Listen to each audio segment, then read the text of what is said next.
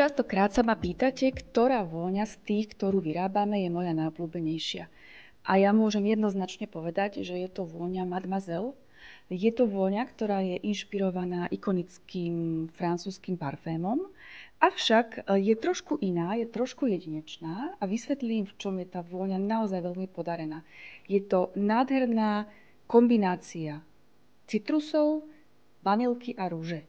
A ono sa naozaj málo kedy podarí to, že sa dokáže krásne sklbiť greb, taká tá nahorklá, svieža, nie príliš lacno pôsobiaca vôňa grepu a k tomu krásne do podtónu dať vanilka a jemnulinká, nádherná, krásna púdrová rúža.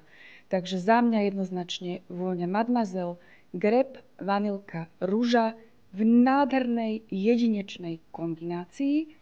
Podľa mňa sa hodí úplne v každom ročnom období.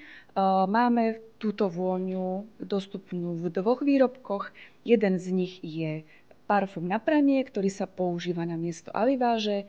Krásne zjemní prevonia prádlo a obsahuje arganový olej, na to, aby teda textílie ostali krásne hebké. A potom za mňa úplne sprej, alebo teda parfum textilný, ktorý je neskutočne univerzálny.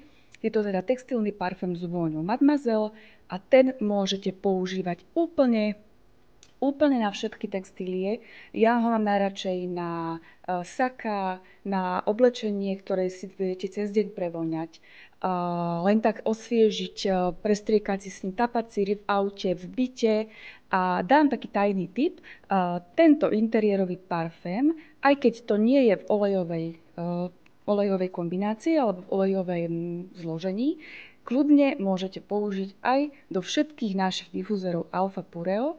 Vo všetkých funguje, nádherne difunduje a najmä teraz v lete tá vôňa je krásne osviežujúca a jemná, takže ja verím, že som vám túto vôňu popísala, že sa vám možno takisto tá vôňa páči. Budem rada, keď mi dáte vedieť, aký je váš názor a možno aj aká je vaša obľúbená vôňa.